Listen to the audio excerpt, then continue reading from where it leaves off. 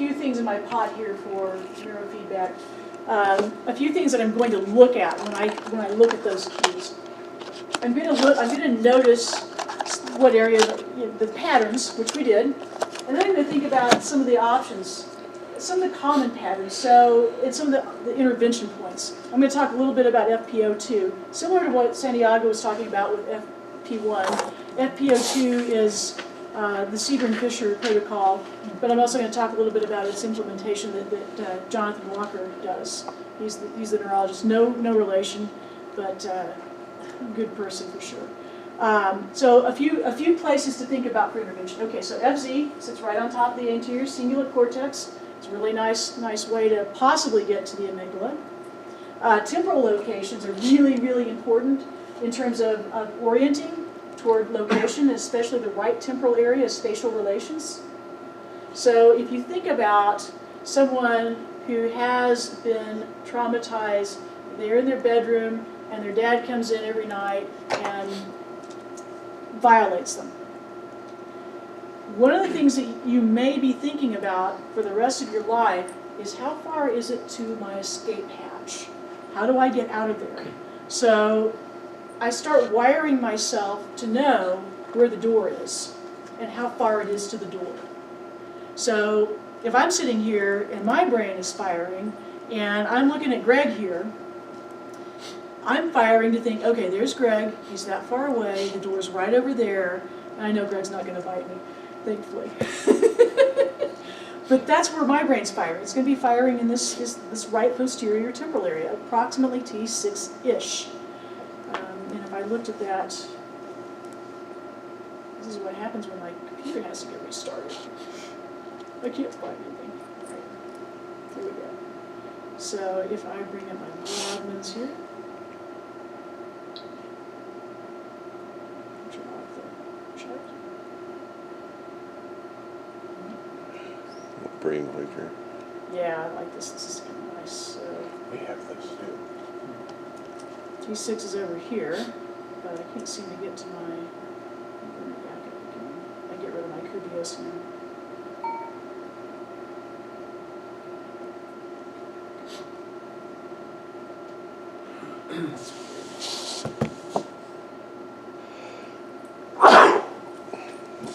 Why my area list is all the way over there? That's kind of bad. So T6, if I had to point it out, and the posterior areas, right back here. Brodmann area 19 will also play into that. So visual processing. I guess I won't get to use Brain Voyager tonight. It's not going to play. That's okay. So this kid doesn't have a whole lot of T6. Well, yeah, he does actually. But he has a whole lot of beta through the midline and that mu. So temporal areas, a possibility. Really with that kid, I was more interested in turning down the high beta all over the place, not just in the posterior. Alpha theta, so where am I going to work with alpha theta and what am I going to do? So those are usually posterior locations. Penniston's work was with O1, okay? Some people will use PZ. I usually use PZ for a couple of reasons. One is that you're looking at, if you're looking at the attention networks, you're looking at Hagman's hubs. Are you guys all familiar with hub locations? Should I show you that real quick? Yeah. Yeah, show us that. Hopefully it'll come up quickly. Modules and hubs. Do we have this? If you don't, I'll make sure you do. Okay. So if you look at modules and hubs, you can see that we've got a couple of them. And this is really kind of helpful to think about and conceptualize for neurotherapy as well. If I want to tap into a place that I'm going to work at that has rich connections to everywhere else, we're talking systems perspective here. Two of the areas I'm going to think really seriously about is FC and PZ. So rationale for PZ doing alpha theta is that I'm going to tap into that hub network.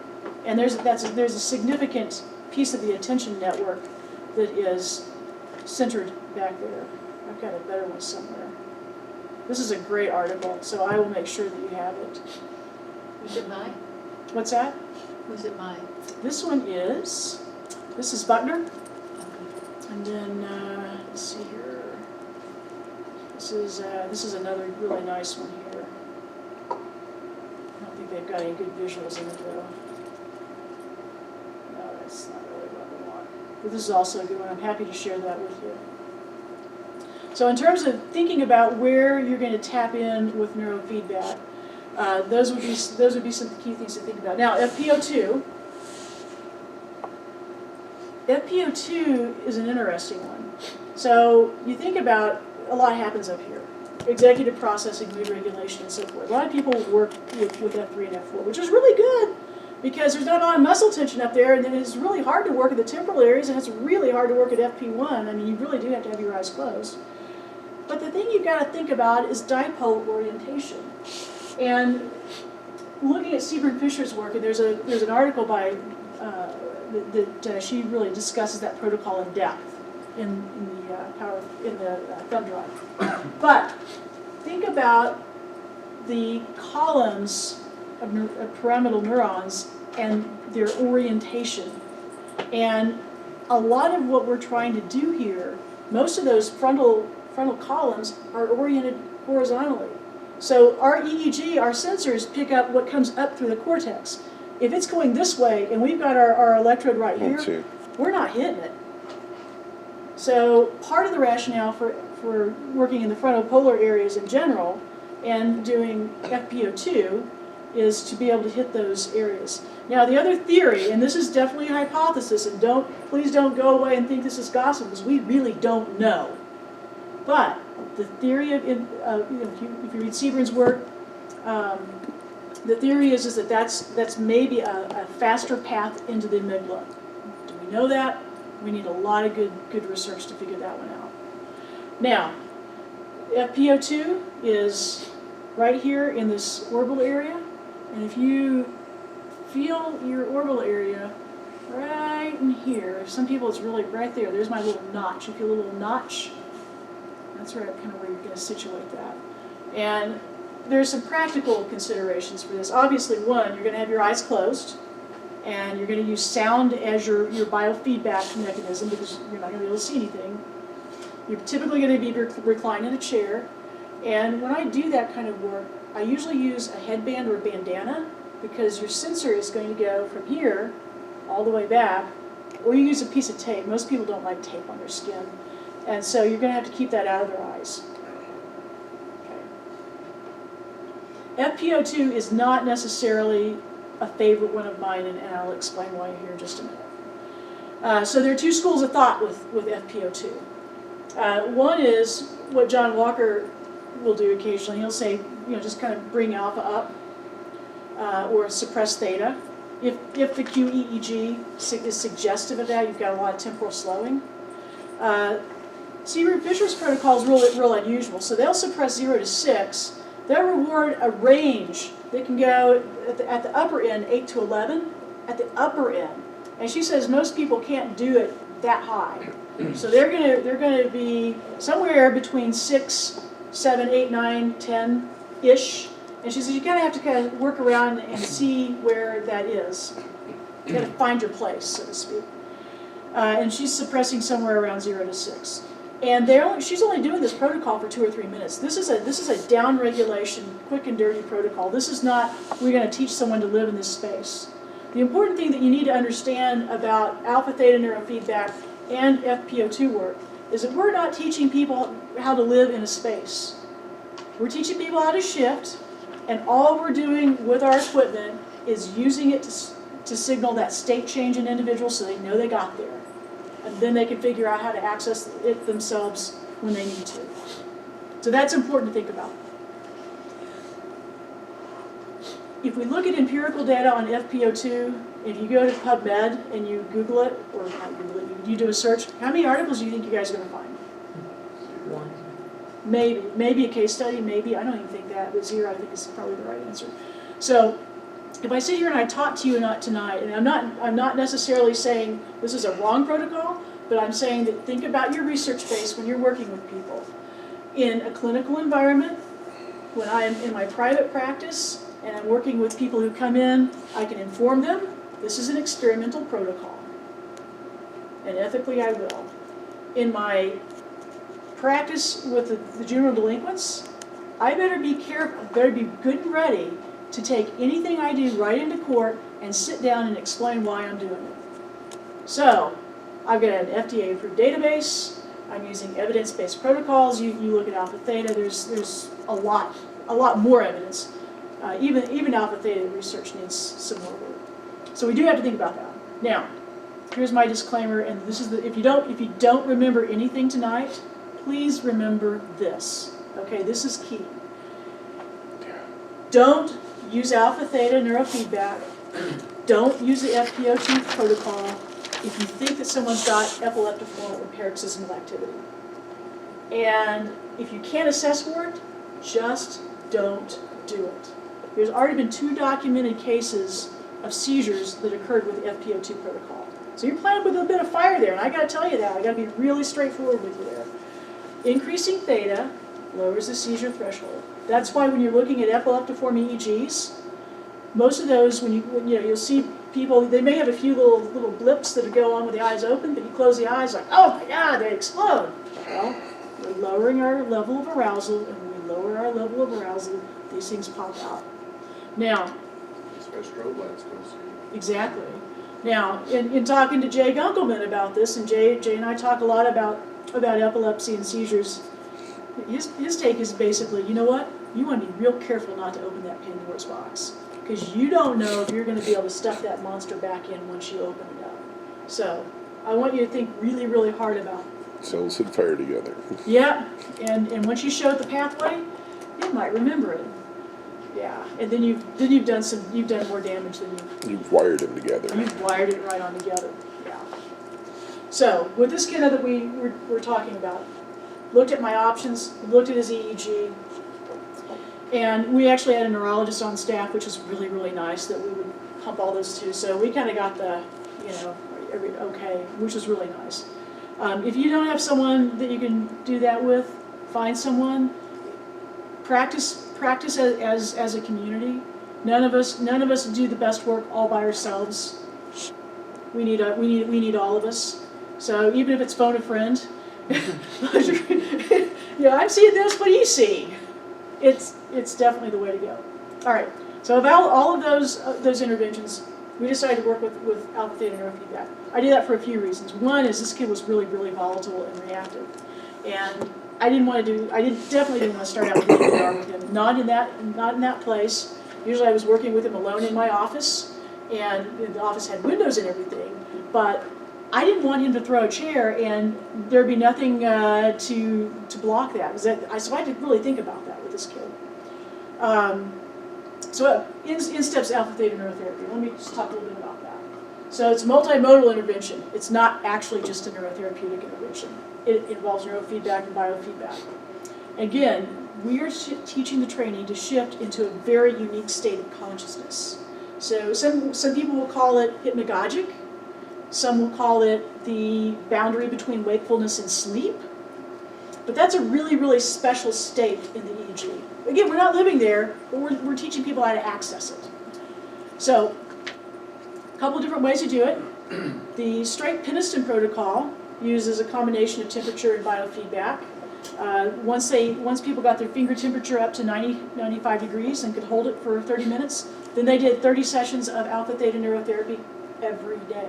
Now he was working with vets in the VA, so he had access, and so it's a little bit more challenging to do this with people that are coming into the office. But what I do say is, if you can, and you're going to do this kind of work, get them to commit to a boot camp of a couple of weeks. Come in 4 days a week, just for 2 weeks. Let's hammer so you can get that practice in. Because learning how to access that alpha theta state it's a skill. And if you're already blocked off, it's going to be really hard to get there. Now the Scott-Kaiser protocol is this. Remember, if I go back to my little warning sign here about slowing in the EEG, so that we're talking about paroxysmal activity, but let's just say that you have a super ADHD kid. How many of those do you think I had? I'm going to treat the ADHD symptoms first, doing some good old-fashioned SMR type biofeedback. Lowering the theta, increasing the SMR, and once they're starting to control that, then we can move into the alpha theta work. So that's the Scott-Kaiser protocol. You did alpha theta first. Linda, Yeah. After alpha theta work, you see your alpha suppressed folks have more normal alpha afterwards? Do they develop a normal afterwards? That is a good question, and I think the key word that you said is more normal, Yeah. because sometimes they don't get up to normal, but usually you do see a little bit more, you see the waxing and waning of the alpha a bit better, and whereas you can look at EEGs and it's like not there, you can start seeing the glimmers of it. So, as Jay says, when I've worked with people with some really interesting phenotypes and patterns, and this is often a pattern, you're never going to get the zebra to change its stripes, but you can get people to produce more of that behavior, and you'll see it in the EEG. Penniston's results were pretty amazing. So they actually did blood work and such. So fewer beta endorphins in blood serum. There were changes in psychometric values. The problem with the psychometric values is that he used the MMPI, and there was some debate about how he used it. So we had to be a little bit careful about interpreting that. Definitely saw changes in alpha theta amplitudes and densities in the EEG. Here's the crazy thing. 3 years after he worked with these people, these were people who had PTSD and substance use issues, mainly alcoholism, 80% abstinence. I mean, that just blows my doors off. This is the entire reason that the clinic that I was at, the juvenile delinquency facility, got to do neurofeedback, was for that very reason. We got a grant. So that was really cool. Do you know the number of sessions? 30 sessions is what he did. So, and I think I've got it down. We'll go there. A couple of things that I want to say about that brain state before we get there, though. And this is really important to alpha theta work. Why? Why do you care? Well, thinking about what happens. So you move into this twilight state, if you will, which has been used not only for substance use disorders and for PTSD, but Zinsky used it for performance-based protocols. So there's a ton of work. Read Gruzelier's work, which I put a couple of his papers in there too. I love his work. I love his writing. Performance-based, working with dancers. You know, when you hear the tone, you're in that state. Dance like you've never danced before. And it's a simple, clean visualization, and you're tapping into that twilight state to get there. But what's interesting about this state, and this comes from Luria's work, he suggests that when you're in that state, the things that would make a big impression upon your psyche in the conscious waking state doesn't make much of an impression at all. And the things that wouldn't really fly on the radar at all in that sleep state make a big impression. So the weak stimuli make a big impression, the strong stimuli make a small impression. If you think about trauma being one of the strong stimuli, you have a place where you can reduce that, and depending on how you do your neurotherapy session, perhaps you can use some subtle cognitive interweaves to suggest that you're doing the best you can. You're strong. Things like that. I have a question. Have you ever you record the EEG while you do brain spotting? Correct? In the research that we did, Okay, because I mean, it's just a thought. Maybe when patients really get in this kind of almost hypnotic state, maybe it's the same. I would think the mechanism is somewhat similar with Yeah, the brain Yeah, and the alpha I beta think there's a state. lot of interconnection there, Yeah. for sure. Absolutely. Yeah, I don't do brain spotting, but I do EMDR. Santiago and I are talking, and he's talking about the eye field.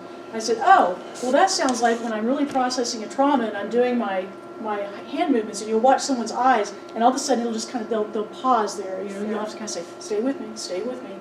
I theorize, I hypothesize that may be where we're going.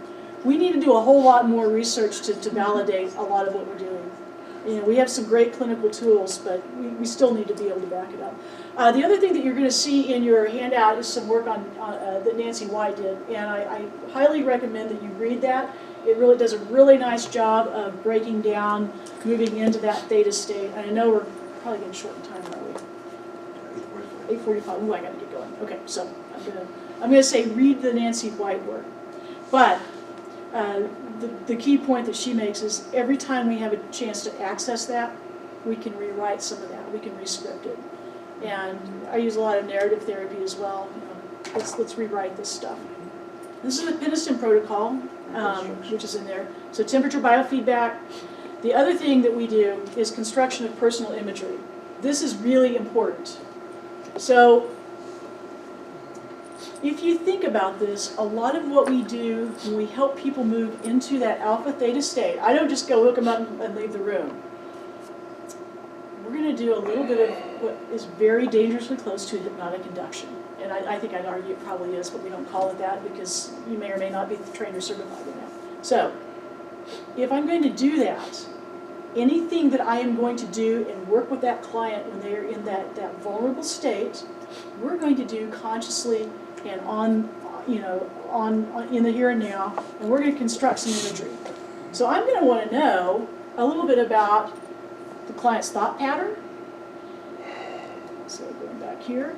So we're going to talk a little bit about what those negative thoughts are that they're saying about themselves, given their trauma. And this is kind of an EMDR piece of it that I steal and use all the time anyway.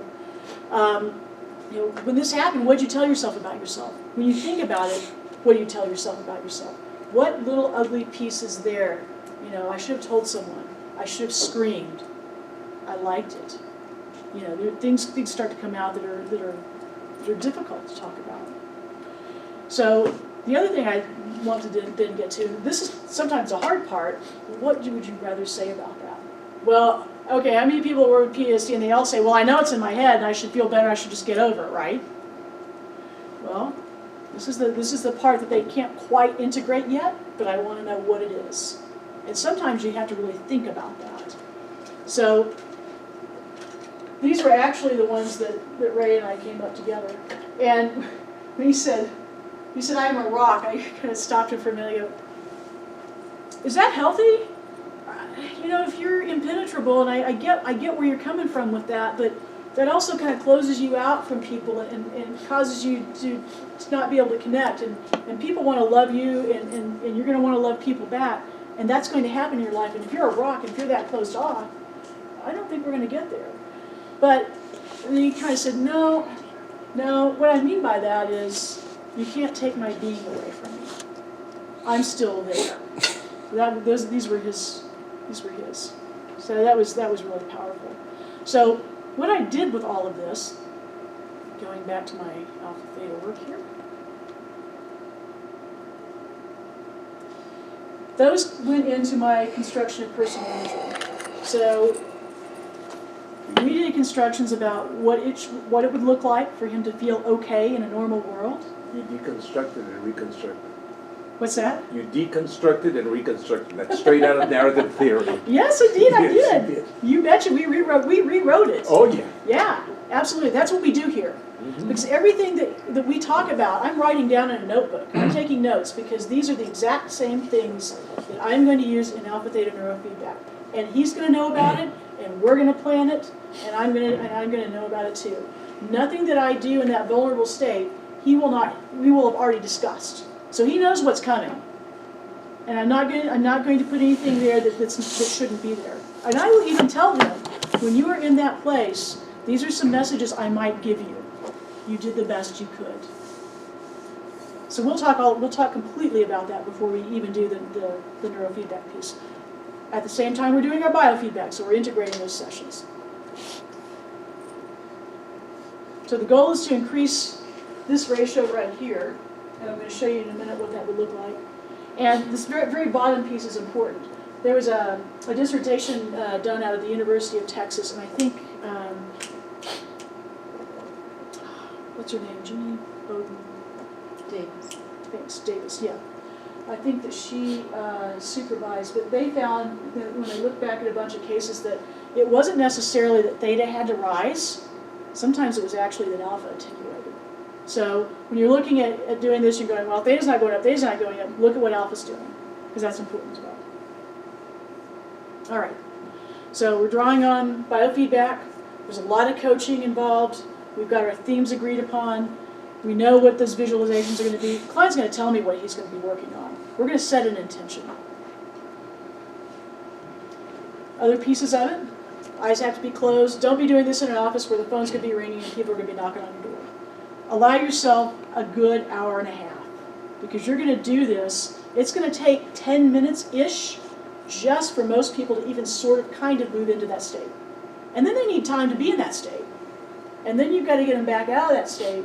And if you're in a clinical situation where they're coming to your office and they're driving, you're going to really want to be focused and present before you drive. So you got to give them some space.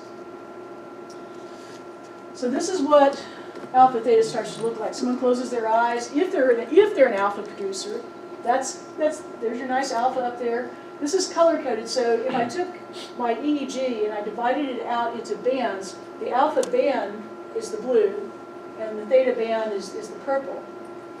And this was actually one of his sessions. So 17 minutes later, this is what's happening. The alpha is attenuated, and the theta rises above it.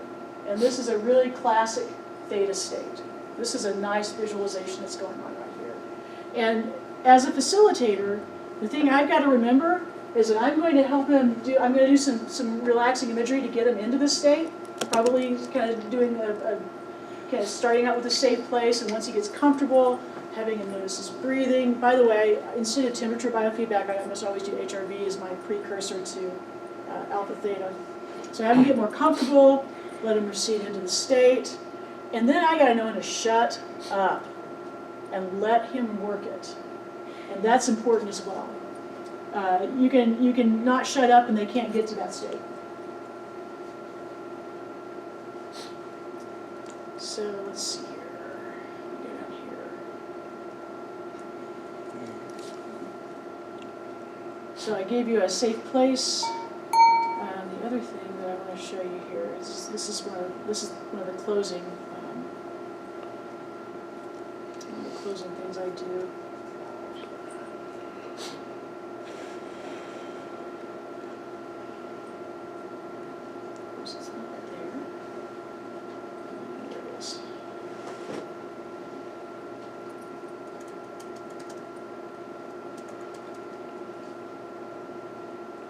So I shamelessly borrow from everybody's work and integrate it. And one of the things that I found a long time ago was some of the work of Anna Weiss. Now, not all of Anna Weiss's work is helpful for PTSD. It's helpful for enlightenment meditation. I mean, she does some nice work. But this was a really nice one. You'll notice here's the safe place induction here, and this is in your USB drive. And then the gist of this visualization. This is a closing one, so they've already worked through their ego strengthening. We've kind of already done. I did the best I can. We can visualize being okay. We can visualize being loved. We can do things like having your adult self, now that you're an adult, be able to visualize, loving and hugging your child self. Some of those things are some things we work through.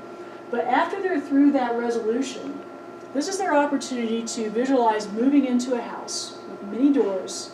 And they can open this door and go into that room, and they can be invited to look around, take all the time you need, explore it, make any changes that you want to make, and invite them to leave the room. Why does it have all the typos in it? Well, I actually know how to type, you guys, and spell sometimes. So this has actually two different rooms. This actually takes a long time to get through if you give people enough time to kind of sit in those rooms. This is yet again, these are the places where you can do some rewriting and revisioning. One of the things that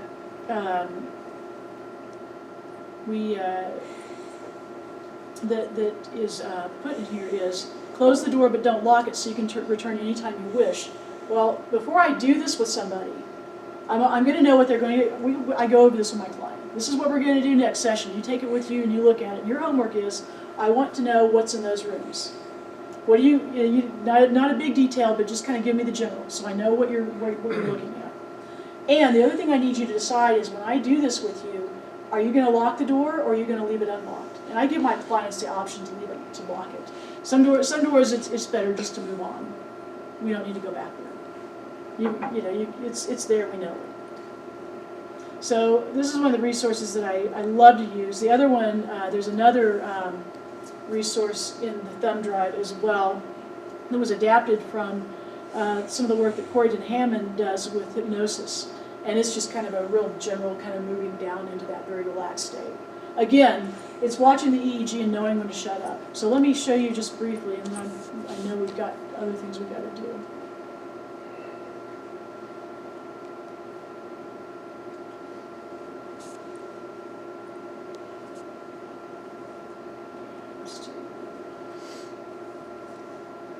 I'm not sure if this was...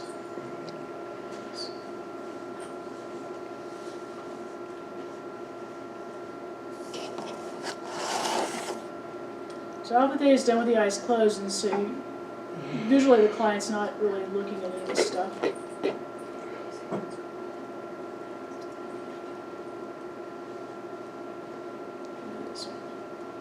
There's one in the thought test stuff. It's just simple. I've got a lot of other stuff, a lot of other pieces of software that do this, but frankly, this has been a pretty decent way of doing it. So I just stuck with it. And the Nexus software has an awesome one too. I also own a Brainmaster. Brainmaster's got a protocol there. I have to say I'm not as happy with that one. It's not quite as straightforward as the other two, but it's not bad.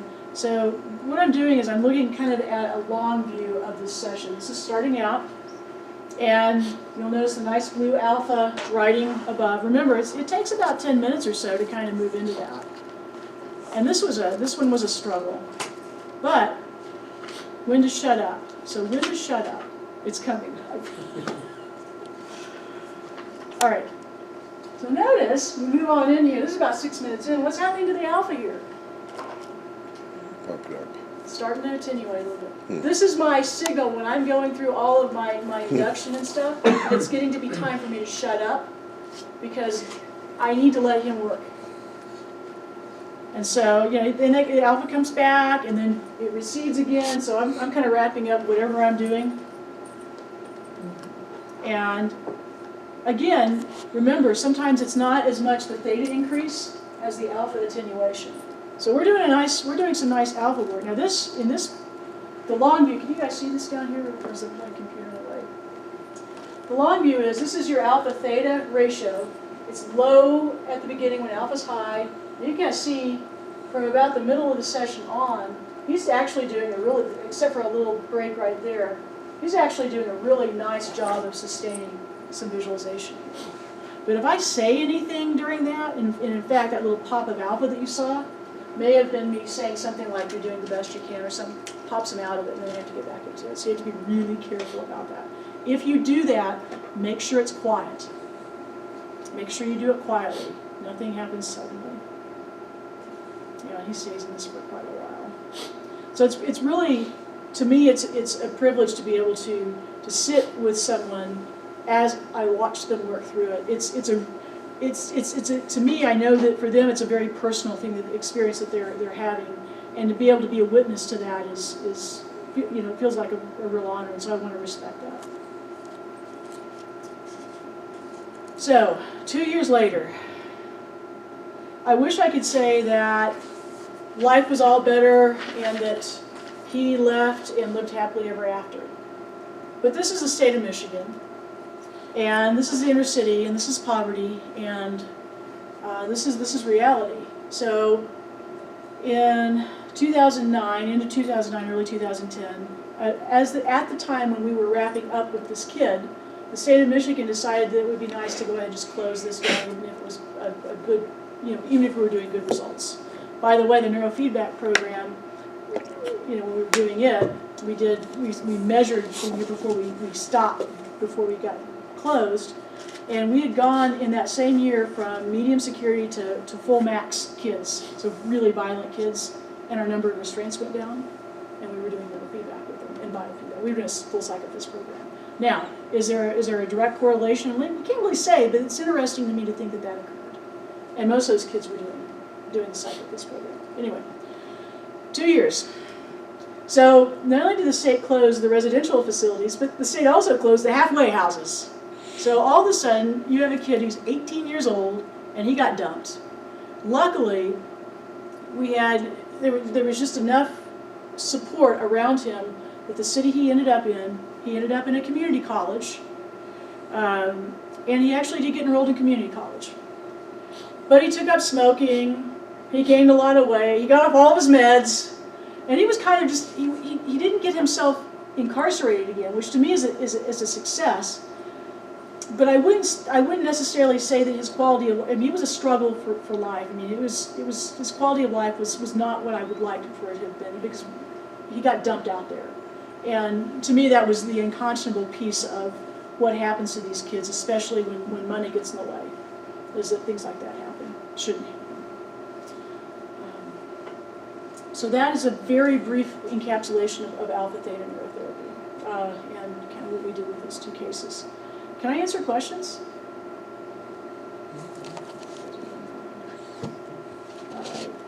Let's see, timing-wise, we were trying to leave some time for hands-on, and it's 9 o'clock right now. Not much time, but I know that we talked about doing a stress assessment. Are you guys interested in having a look and seeing what that looks like? Okay, let's transition to do that. This is probably going to take the rest of our time to do that. Do you want to add anything, piggyback? See? Yeah, one thing I wanted to add with the HRV training, it's I talked about, you know, the increasing and decreasing of the heart rate. The key element into activating the parasympathetic response is pausing at the top. So as you finish inhaling, you have to pause for at least a second, 2 seconds tops, because that allows the parasympathetic branch to get activated. If you have somebody breathe in and out without pausing, you're going to keep them on sympathetic tone. So it's really important that you pause. That makes the click, it changes. Right, so it disengages the sympathetic, it engages the parasympathetic, and then you get that going. So that's really important, as well as the mechanics of it. I'm trying to figure out where, maybe I can do this. Here. Sweet, we got it. Okay, so I need to get somebody, go ahead. Can we pass that zip drive around again? Yeah, you bet. Did we send it? There it is, right there. This Yeah.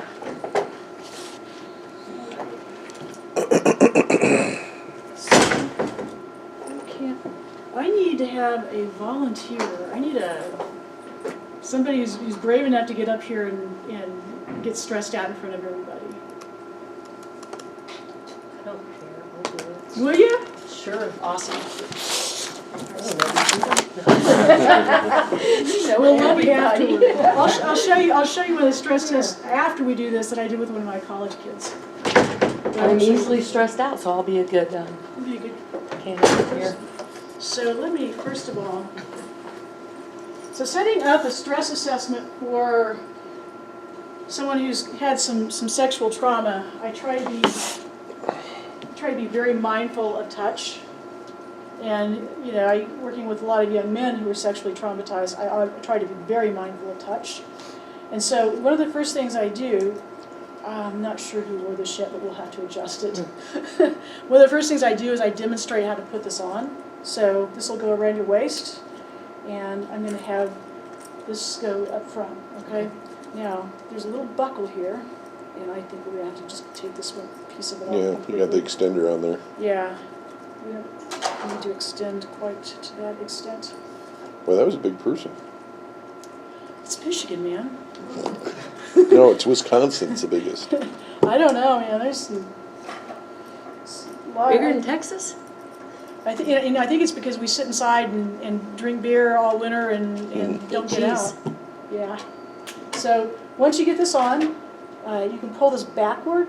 Okay. And I usually say stand up, suck in a little bit, pull it backward, Okay. because that'll actually tension it just about right for when you're sitting.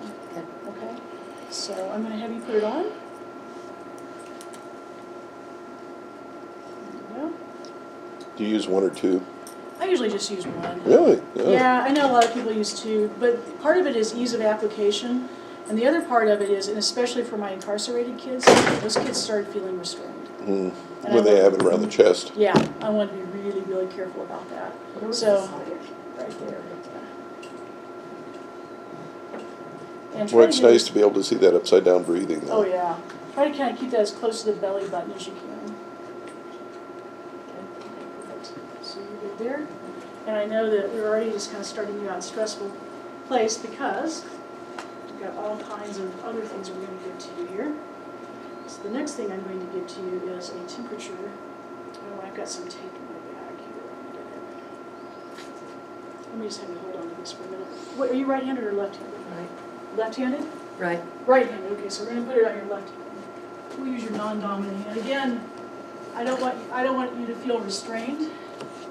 And so this is the temperature sensor. Now, there's something that we need to understand about that. So some pieces of equipment come with Velcro or a little piece of elastic, but the key takeaway is if you crank this baby down, what are you gonna do to their fingertip? Circulation. Cut it off. Yeah, exactly. So, boy, I've been using electrical tape for years. Black electrical tape. Like it's. this is paper tape right here. Yeah, Which, if I can get it out, that's the problem. I know, man. Electrical tape, If you deal with that, Not too then sticky, we'll get yeah, all it the just rest sticks of to itself. It's a pretty good much. idea. Yeah. For one. For two, it's a lot cheaper. You can go through lots of electrical tape for that. While I'm waiting on that, I'm going to have you put on your BVP. There you go. And this is going to go. How's your circulation? Pretty good? Yeah, I think so. So I'm going to have you put it on your middle finger like that. Put that around there.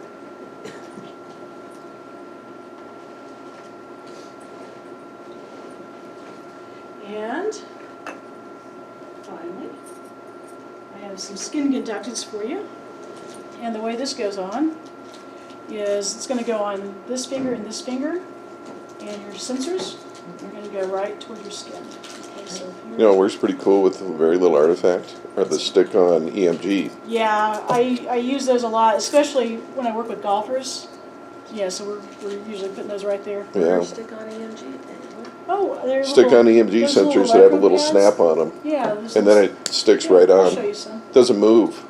They're There's- nice. It's like no artifact Non-wired? then. No, they're wired. It's, They're there's a little- snap on there. Oh, okay. You mind if I put these on?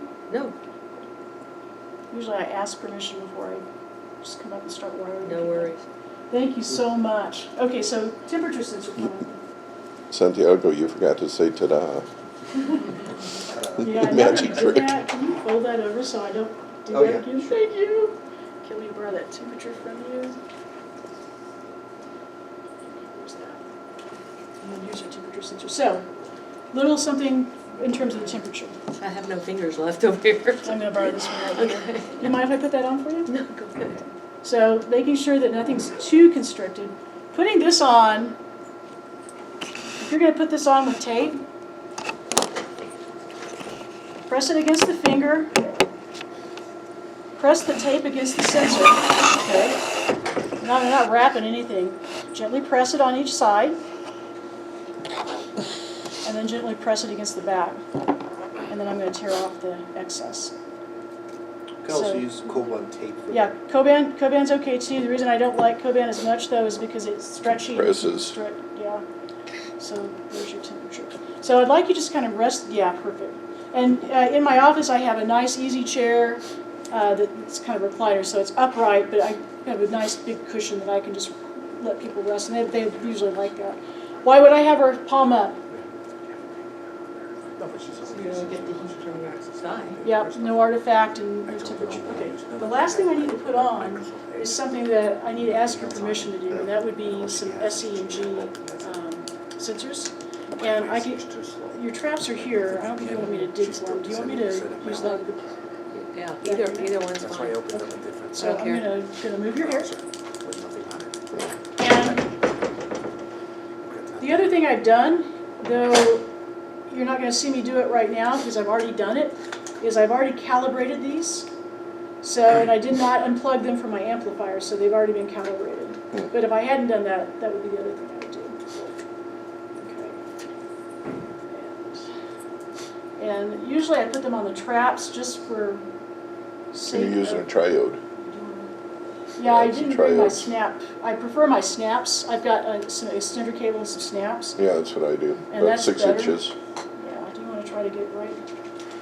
She's got a small neck too. Right there. No, make sure it's aligned with the muscle. Shame on you. Yep, perfect. And then I'm gonna, How do you warn the furry guys? well, those are interesting ones. Yeah, traps sometimes are a little cleaner. Sometimes I put them on the jaws if they don't have, Beard. jaws are great, yeah. It's getting rarer and rarer in our neck of the I woods. know it is in ours too. What's getting rare? Guys that shave now. Oh. You know, they're even in the Senate. And you can align it with the muscle, Yeah, so, who was it? yep, that's great. Make sure that settings are. Tom Cruise or Ted Cruz. Oh, yeah, Ted Cruz has it. How's that? Yeah. Does that feel good? I haven't shaved in about 40 years and I'm not going to start. That little. Which eldest? That's the, hang on a second, I'll tell you. You're not I'm gonna facing cue it up here. Oh, I always forget whether it's G or H. you think you're stressful? I would be stressed looking at somebody I knew. When I'm looking at you. That's all right. If you need to be stressed, I can poke you with a pencil until you get stressed. Right. Doesn't take much. Which and G. G.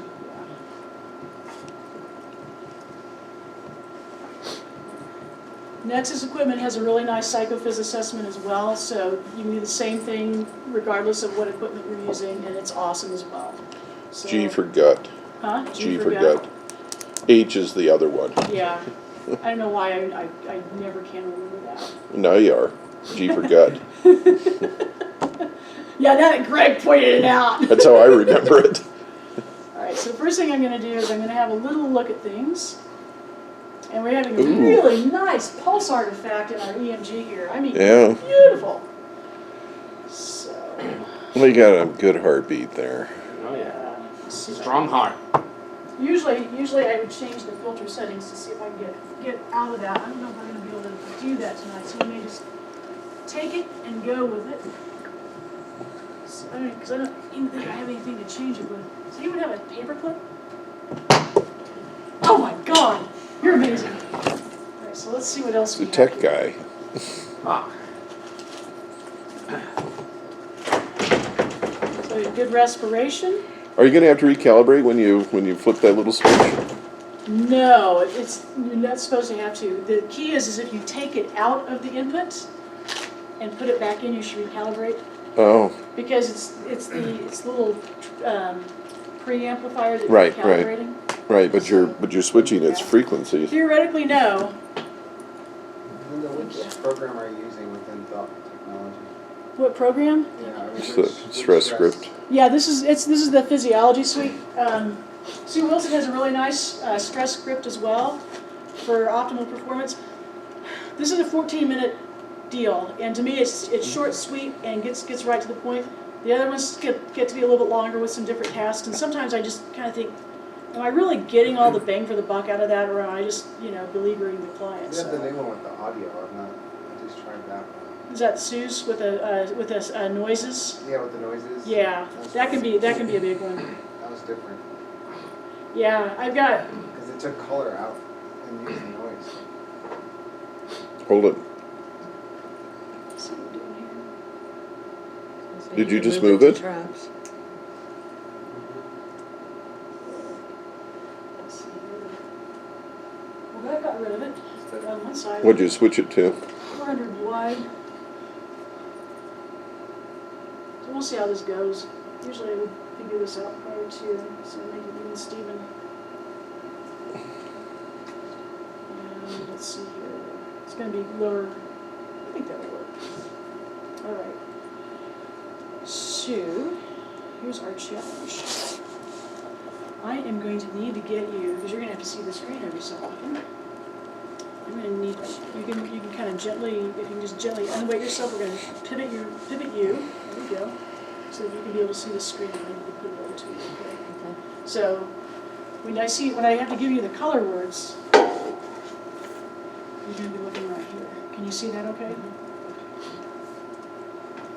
So just have a look at your physiology. The very next thing I'm gonna do is I'm gonna have you just sit real quietly. Now, a few things I'll tell you about this is I'm gonna ask you to do some stressful tasks, okay? One of them, and we've already talked about, is the color words, a street task, and the other is gonna be a math task. And I'd like to invite you to, when you're done with that, just allow yourself to kind of sit quietly and just relax as best you can. We'll talk about it later, but I just kind of want to see how you do in terms of your responses, okay? So we'll process it after you're done. Temperature's dropped. So she's acclimatizing, she's Yeah. getting habituated. Okay. So- Temperature's going down. Yeah, that's good. Nice relaxation response coming in. Okay, we're going to just record your physiology for a little while, okay? Yeah, I'm just going to hang out.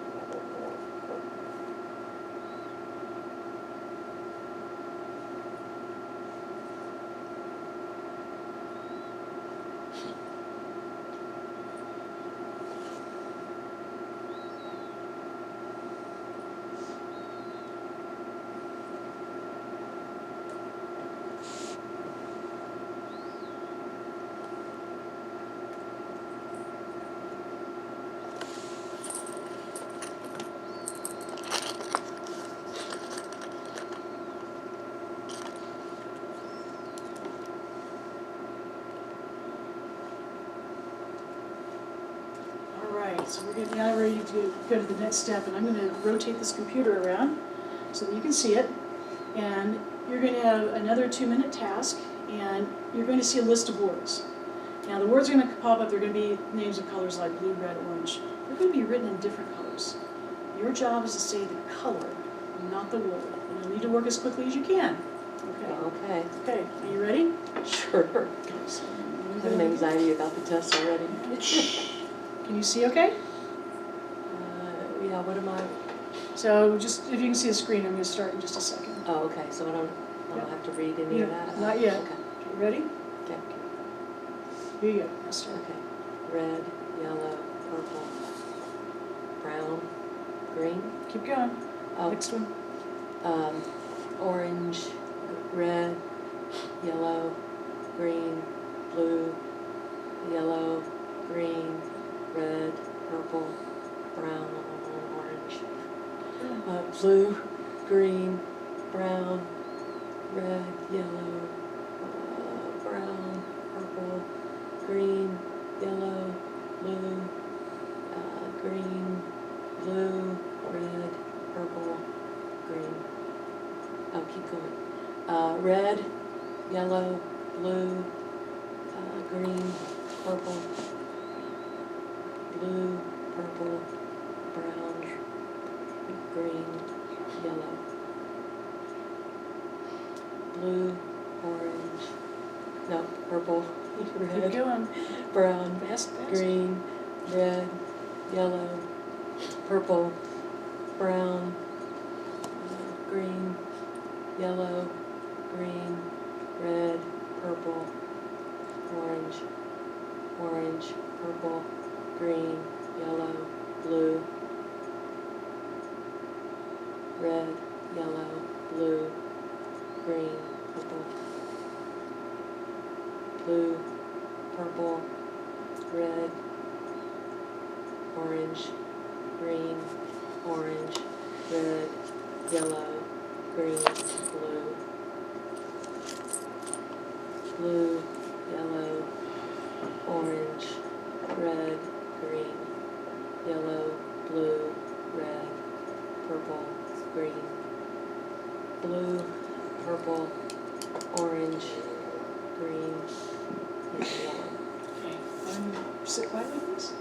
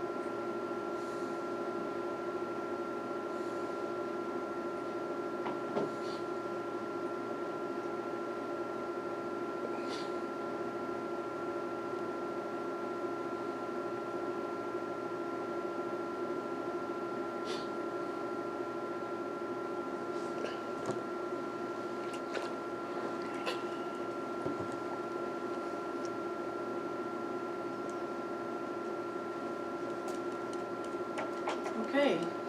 Now for I your need next easy test. math. Fourth grade.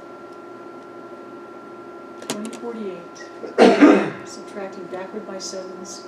Do I Go. have to do this out loud? Yes, Oh go my gosh. fast. 2041, Keep going. 2034, Okay, keep going. Keep going.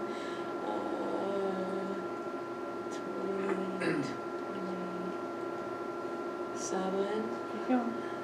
2020, 2013, 2004, 2017,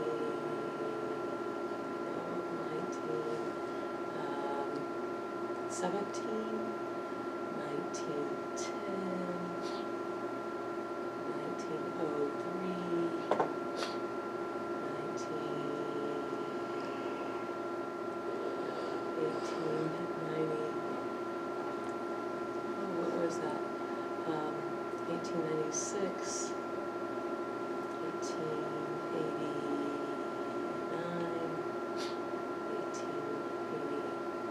1882,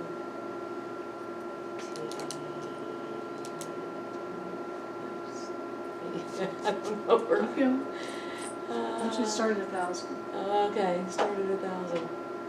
Okay, so 993. I can't do this part. 986. 970.